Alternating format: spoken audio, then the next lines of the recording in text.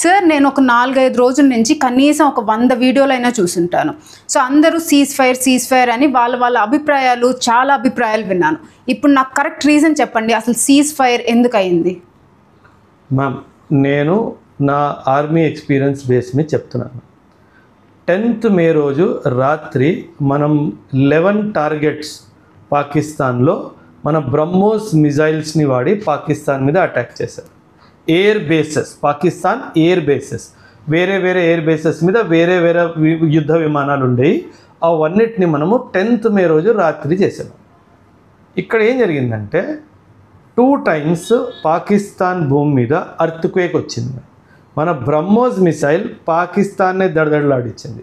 Richter scale మీద 4.1, 5.7 వచ్చింది.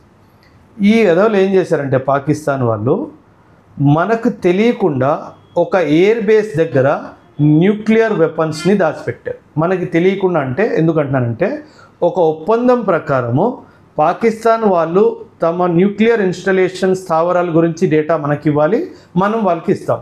అంటే ఇక్కడ కూడా పాకిస్తాన్ మనల్ని మోసం చేసింది, మీరు ఇది గమనించాలి.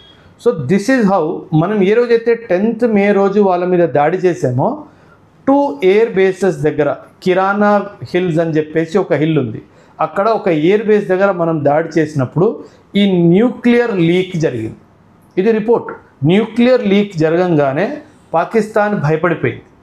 ఈ న్యూక్లియర్ లీక్ జరిగితే గాల్లో రేడియో యాక్టివ్ ఎలిమెంట్స్ రిలీజ్ అవుతాయి, మేమందరం చనిపోతాం అన్నట్టుగా భయపడి అకస్మాత్తుగా సీజ్ ఫైర్ని అడిగింది. సీజ్ ఫైర్ అడగడానికి కారణం ఏంటంటే, అమెరికా ఒక విమానం పంపించి దీన్ని గాల్లో చెక్ చేస్తుంది, రేడియో యాక్టివ్ మెటీరియల్ ఉందా లేదా.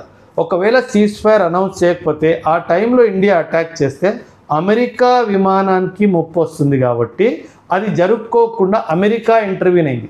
ట్రంప్ అన్నాడు కదా, నేను ఇంటర్వ్యూన్ చేశాను. వాడు మన కోసం చేయలేదు, వాడి విమానంకి ఏం అవ్వద్దు అని చేశాడు.